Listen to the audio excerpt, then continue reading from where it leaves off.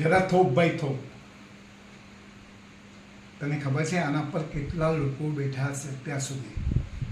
રમેશ છે ને, આના પર પહેલાં રડતા રડતા બેઠો હતો.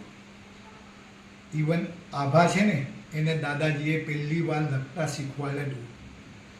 અને એક છોકરાએ તો પોતાના મનની વાત કાગળ પર લખી હતી.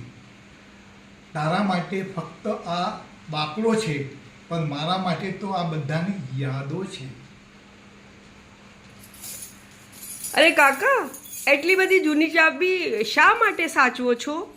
જો બેટા, તારા તો નવા આવી જાય, પણ ચાવી ખોવાઈ જાય ને તો એની સાથે બધાની યાદો પણ ખોવાઈ જાય.